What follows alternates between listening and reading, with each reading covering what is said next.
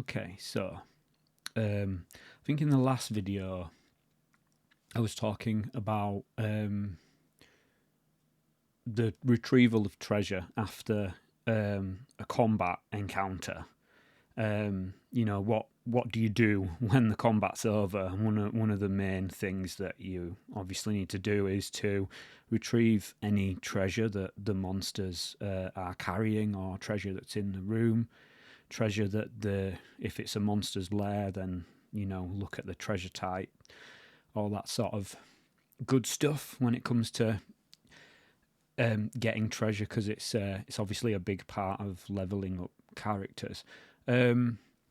So just for some background, I'm playing solo through the module B1 in Search of the Unknown, which was a basic D&D module. So I've been playing using BECMI rules. Let me just check my OBS and make sure that I believe that this is recording. If it's not, I'll be devastated if I'm sat here talking for like the next 45 minutes or something. But yeah, so one of the things that I was looking at in the last session was this trusted encounter tracker that I've been working on to help me with my solo games. So yeah, I absolutely love Google Docs for. What I love about Google Docs is you can, it's browser based, so any kind of device that has access to it, you've got access to all the files that you need for your solo campaign.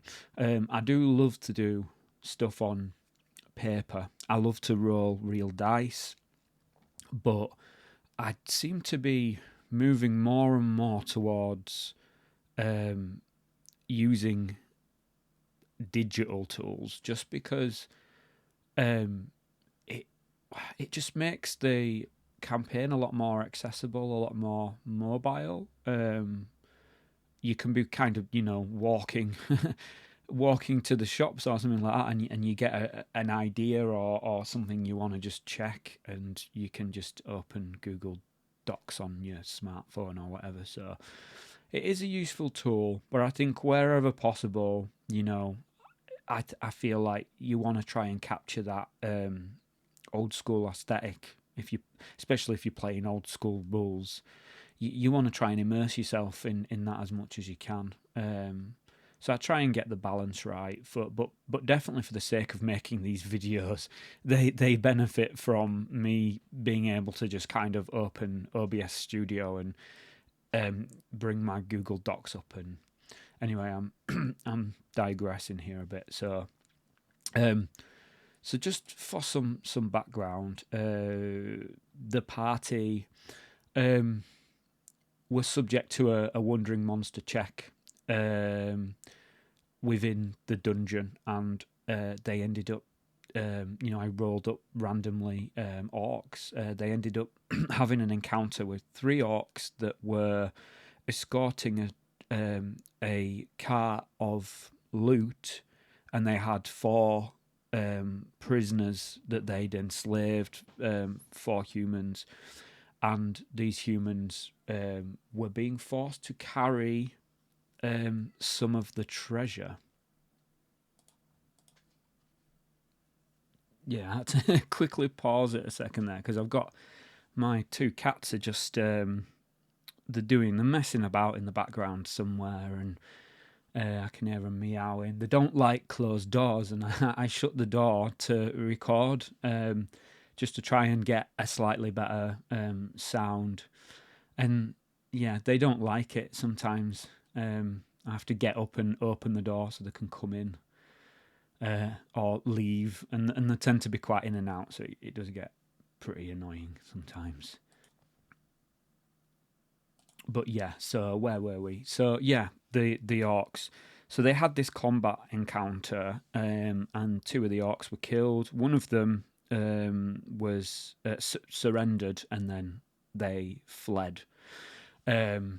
So the party are here with these 4 slaves and the treasure, and what I'm doing at the moment is figuring out how to distribute that treasure, and also what the treasure is. I know that there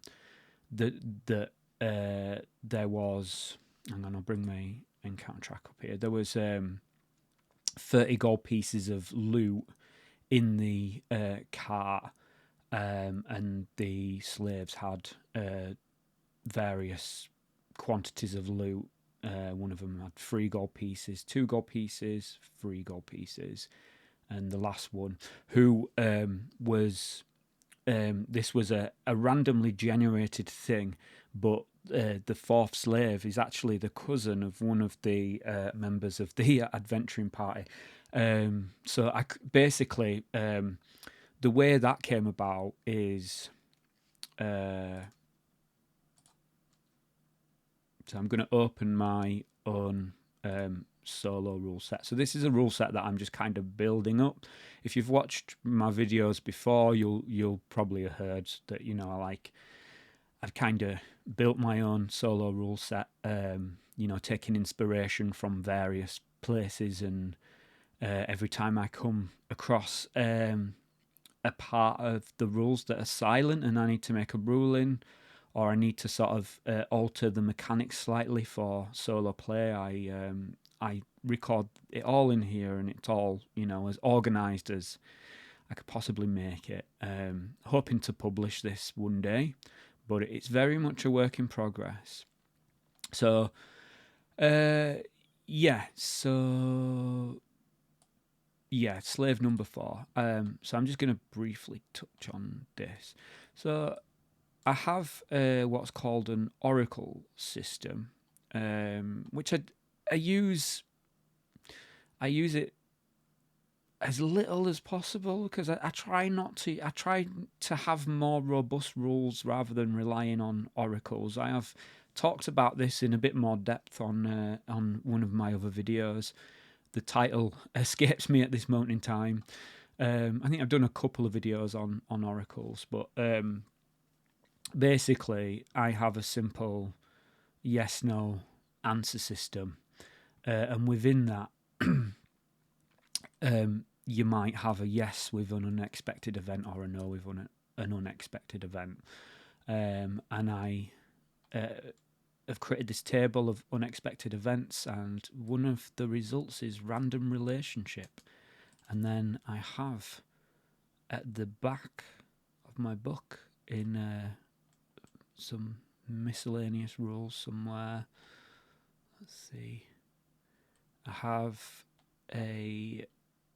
where is it? A table of random relationships, which you can then roll on. So I rolled cousin. So I, you know, generated an unexpected event. That was a random relationship. That was a cousin. And this was me asking a question, a yes/no question in relation to these slaves. Yeah, and one of them is the cousin of my magic user, who's called Canis, and his cousin is called Pegarius. So there's quite an investment from the party at this point to try and obviously rescue these slaves and not just keep them, not just leave them behind. Anyway, so in the last video I was talking a lot about kind of how to organise treasure that's recovered from combat, and I covered my bestiary that I have for it's something I'm building up. It just has special rules for different monsters, and one of them is the orcs. And this is the table I used to generate what was in the cart. There was less than 10 orcs, so there was a 5% chance of a train, with which I think I rolled a 3 or something like that on the percentile die. I generated 1 cart with 4 slaves. That was rolled on a d4, and I rolled a 4, obviously. And then I've got these generators for generating how many goods are in the cart and how many goods are being held by each slave. and this has been recorded in my encounter tracker in the treasure found, because that treasure obviously emerged from this wandering monster encounter, and it's something that you look at after the encounter's over, to distribute between your party. So the problem I had was working out, this treasure on this cart and being carried by the slaves will not just be coinage. It's obviously going to be various other things. So I created a treasure table, a distribution of treasure hoard, which is supposed to be used in conjunction with this, to find out, how the treasure is distributed. So I wrote this little snippet here in my rulebook to determine the distribution of the orc treasure hoard. Roll on the following table. Each roll will constitute 10% of the gold piece value of the treasure. If the total value is over 10 gold pieces, roll until 100% of the treasure has been determined. Values under 10 gold pieces are handled slightly differently. Roll on the first column until the total value of the treasure hoard has been determined. So using that, I came up with these figures. The cart has 40% of the treasure is in gold pieces. So a 30 gold piece value overall would mean that there is 12 gold pieces in the cart. 40% is copper pieces, so there's 1,200 copper pieces in the cart. There are 10% damaged gems that equate to 3 gold pieces in value, and 10% other valuables, which is basically things like ornaments, trinkets, tableware, all kinds of things. Anything you can imagine, statuettes, jewelry, so just sort of anything really. And that made up 10% of the hoard. So using that, I am able to kind of calculate the encumbrance of the treasure. I have certain things like, if you've got shattered gems, each gold piece value will be 1d4 CN. A damaged gem will be 1 CN per 1 gold piece value. If it's other valuables of various types, then it's just a straight 1d100 CN. So you can see, the heaviest parts of this treasure are the 1,200 copper pieces, and the stacks of 100 copper pieces, and with the kind of other valuables, that was 79, which isn't too bad. Obviously, this will cost the party to carry an encumbrance of 1,697. So that's bound to take at least maybe the whole party would end up being over encumbered and would not be able to move, or would hardly be able to move. So at this point in the adventure, I need to think, how are the party going to get this loot out of here? They've got some decisions to make. Are they going to try and take it all, or just take what's the most valuable? Are they going to take enough that they're so encumbered that all they can do is leave? Or are they going to try and carry on? So there's some big questions to ask, and this will really affect the adventure. It may be that the party are just going to take this and leave. They might want to return it to wherever it came from in the orc raid. There's some conversations that they're going to have with the prisoners. And this is something that I did role play out. And I'm just I'll cover the way that I role play in more detail at some point, but I'm not going to do that now, because obviously I'm going into a lot of detail about treasure in this video, and so that's going to be kind of, I guess, the main focus for this this video. So yeah, so basically what happened is there was a negotiation that happened, an NPC negotiation between the adventuring party and the orc prisoners. And they said to the party, "We can help you carry this burden of spoils out of here in exchange for our lives and a share of what is owed to us." And it was an emaciated man in his middle years who said this to the party. And Canis handled the negotiation because he has the highest charisma and he is the the leader of the adventuring party. He is what you would consider, if it was a group game, as the caller as well. So he is sort of like the person who passes on the kind of the written orders to the dungeon master. That's how we would think of it if this was a group game. So Canis handles this negotiation, offering a share of 30 gold pieces worth of the spoils. So he's offering them a share of the spoils. And I gave him a +2 bonus for the reaction roll. And the reason for doing this was because he's negotiating with members of the same race. They're all human. So I rolled a reaction roll to kind of figure out what the outcome of this was, and the outcome was that a 10, which is quite high. So they accepted the request. So the share is agreed between the groups. There are many questions to be asked to establish the nature of these prisoners and how they found themselves as captives. So there's a lot of questions that arise from this encounter. But, you know, my ruling was that time is very precious in this hostile environment, in this cavernous stronghold.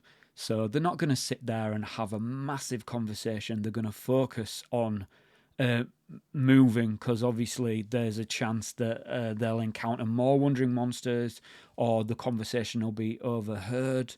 They need to be very careful. So they only exchange conversation that is extremely important at this point. That is, how are we going to negotiate the rescue of these prisoners? Are we going to offer them a share of the treasure? You know, that sort of thing is apparent, and we've handled that now. So moving onwards. So obviously the next obvious thing to handle will be distributing this treasure. And I think the best place to start with this,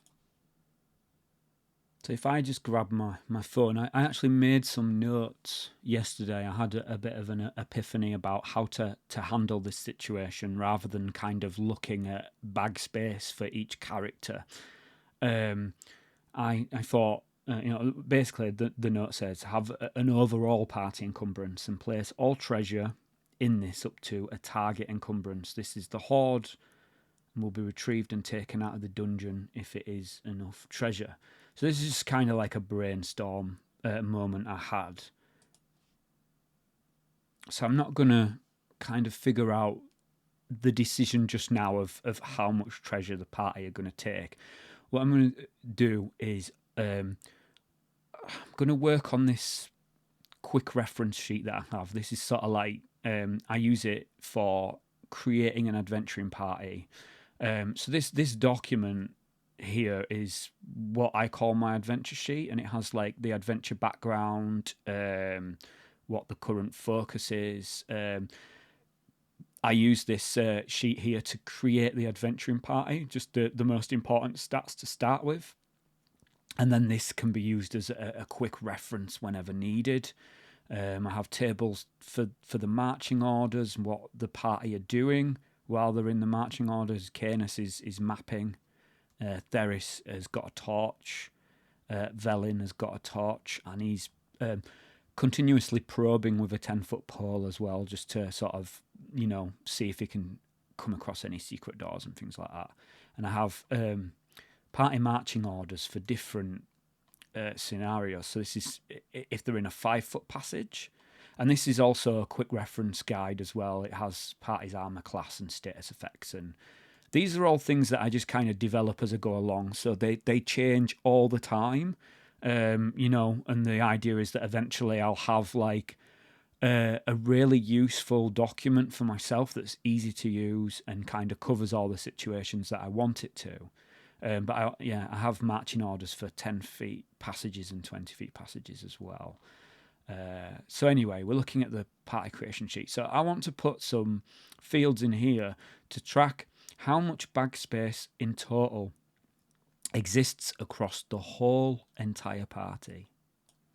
I think that's the best place to start with trying to solve this current problem of how the party are going to distribute out this treasure and how much they're going to take. So just to add a further complication to this as well, I like to get into my solo games quickly. I'm not one of these people that wants to spend, you know, hours creating a character or a whole party of characters. I like to kind of dive in, and I think a lot of these details, I do like to have detailed characters, but I feel like I prefer emergent play where the characters' details and personality, background kind of emerge as the game is progressing. And to support that, I have what I call the quick start method. And I'm just going to quickly cover this as like a side topic. So the way that I do it, I'll read, these are my rules on the quick start method as they are now. So if you want to kick your campaign off quickly, you could use a quick start method. To use this method, you will roll each character's ability scores up front to determine suitable character classes. Look at the procedures outlined in the NPC creation section of this book if you would like to randomly determine your character's class. So I have a bunch of like methods for doing that. Next, roll to determine each character's pronouns or gender if you prefer to do that way, and choose a suitable name for each character. Everything else on the sheets can be left blank and filled in when it is needed in the game. If you are playing in a campaign setting with specific naming conventions, then you should review this information and determine any specific background or racial information which has an influence on each character's name. For example, if you are playing a campaign setting the Grand Duchy of Karamikos, which I currently am, you should determine each character's family, social standing and race and review the example names given for the indicated race. So all this information is in here in my party creation and quick reference sheet. So I made sure I covered the important things. And then after that, roll for your character's virtue, vow, and vice, which I did as well. And this will be required to aid you in tying your character's motivations into the adventure background. And just quickly, the virtue, vow, and vice is something that I use to kind of keep a character consistent within their personality. A virtue is just sort of something they stand by, like a belief, or something they strive for. So, you know, examples of creativity, charity, knowledge, friendship. Vows are something that they will always do this in a situation if it is applicable. So one vow is to always help the common people. Another one is to always seek enlightenment, or a vow to pay a debt to my lifesaver or become the greatest thief, that sort of thing. Vices are like character flaws, which you can role play in situations where they would come up. And they are things like living beyond your means, or the need to win arguments, or being overindulgent. So you get the idea. I know I'm digressing into various like spidery topics here, but I just feel like I need to get these out of the way to be able to explain what it is I'm trying to explain. So we're talking about the quick start method. And one of the main things that you would need to do would be, how you're going to generate equipment on the fly. And so I'm going to read how I do that. So equipment will be handled in much the same way, determining the number of starting gold pieces in the usual way and subtracting the required amount from this total when a piece of equipment is added to the character's inventory. However, if this method is adapted, the amount of starting gold should be tracked separately on the character sheet so as not to get it confused with any extra gold acquired from adventuring. You could simply note this under the wealth section of the character record sheet provided in this book next to the letters SG for starting gold. So that's what I do. I put the character starting gold in the character sheet and keep that track separately from their other wealth. So I can add equipment on the fly and take it out of the starting gold. But you have to choose what you want your encumbrance to be beforehand. So the encumbrance then cannot go over this amount.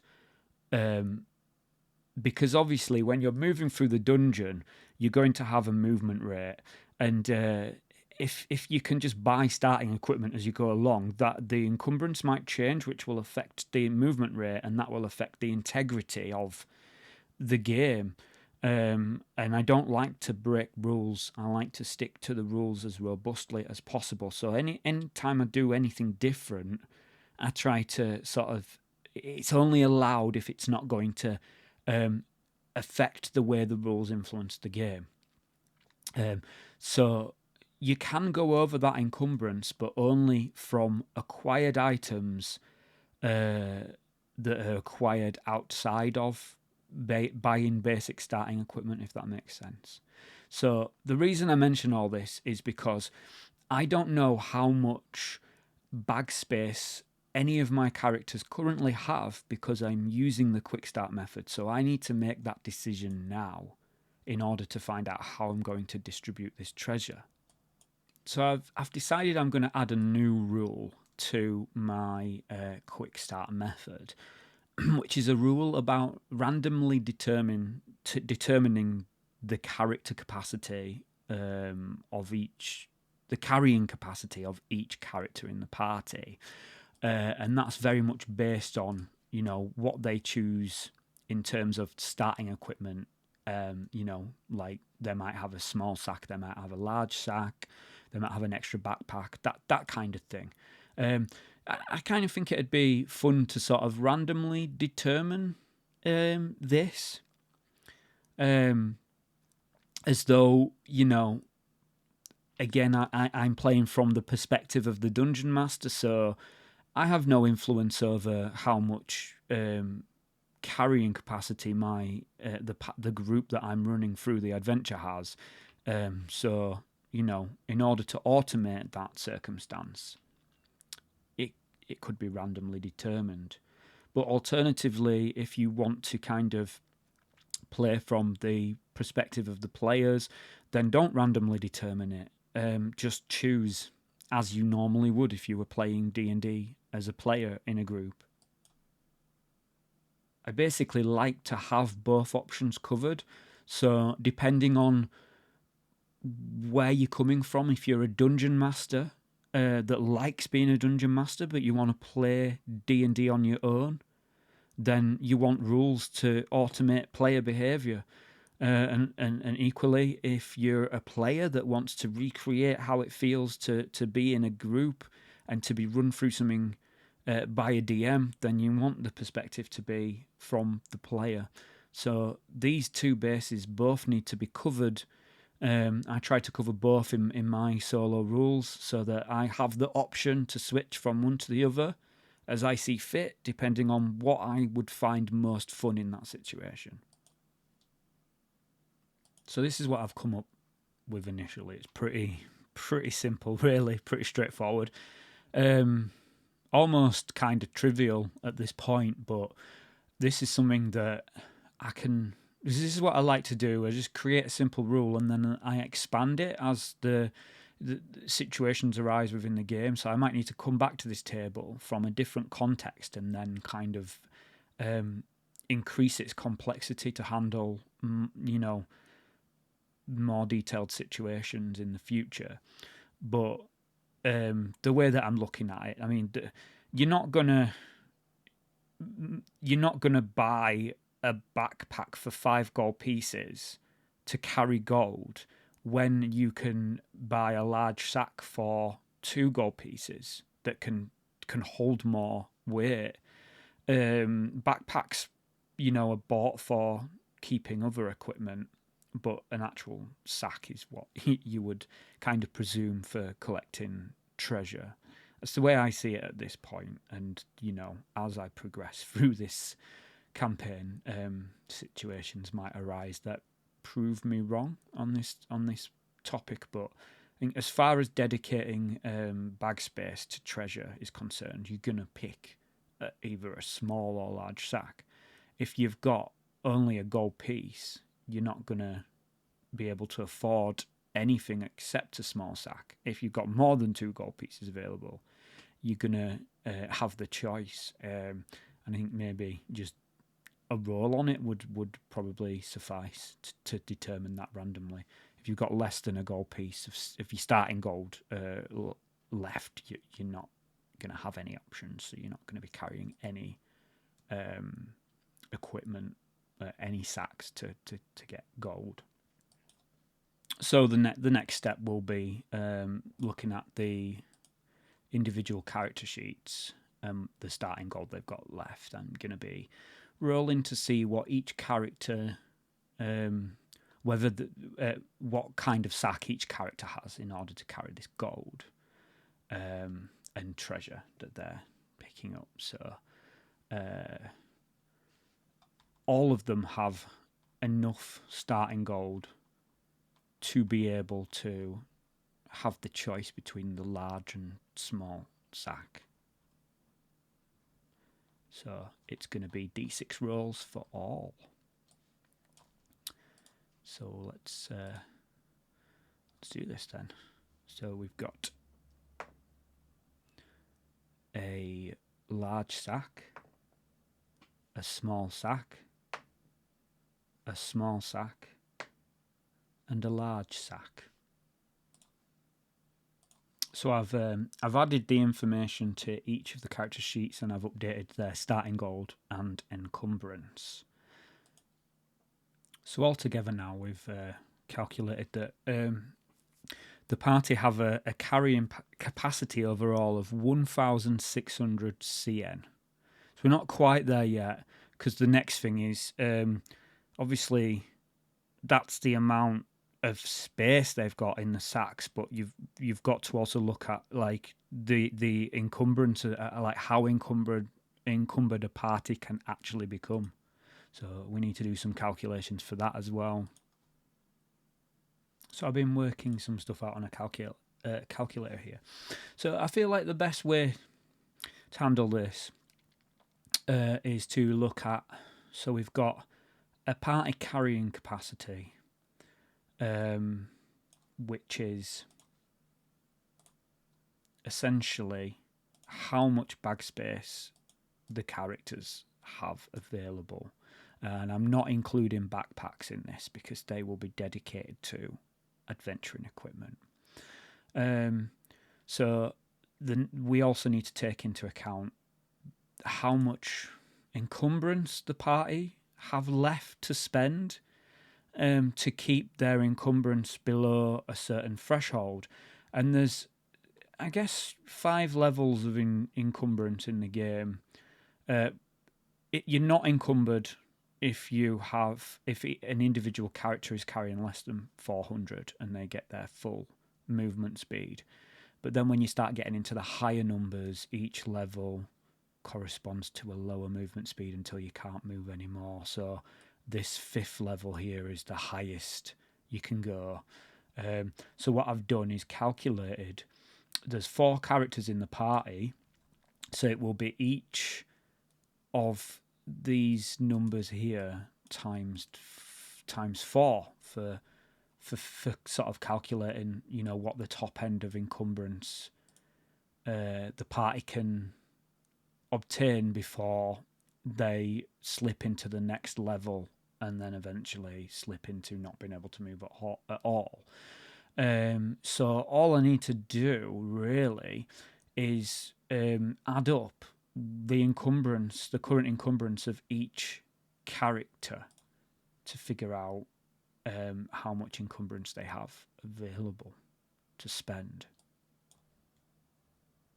So basically, I've added up the encumbrance of each character, and the total is 1,638.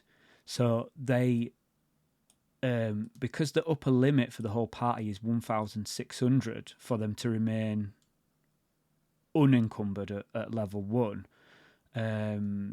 they are currently at level 2, which does correspond to the movement speed of the party, which is 90 feet at level 2.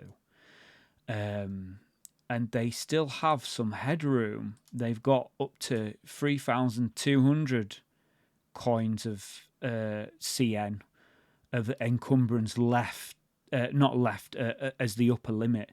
So that would mean, so if we take 3,200 away from 1,638, they have just over 1,500 CN left before they hit a level 3 encumbrance.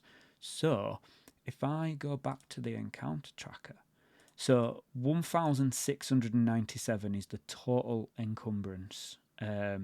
So they could take most of this without reducing their movement speed, or they could risk reducing their movement speed and take everything. So that's where it stands at the moment. So they have a decision to make regarding that. So I'm kind of putting together a further rule in regards to this. So they've come across an amount of treasure that they can carry. They could carry all of it, but it will take them over their current level of encumbrance and slow them down to, I think, 60 feet per turn movement, which does increase the amount of danger they're in. They can take most of it and remain at their current level of encumbrance. Or they can take just a small amount of it and try and, go for better spoils. And I think what I'm going to put forward as a rule of thumb is I'm going to look at how much experience the party need to get to the next level, to level up their characters to second level, and we'll establish whether that can be achieved from the amount of treasure that they are obtaining in this current horde, including obviously taking into account the experience they get from monsters defeated and, various other aspects of the game that reward experience points.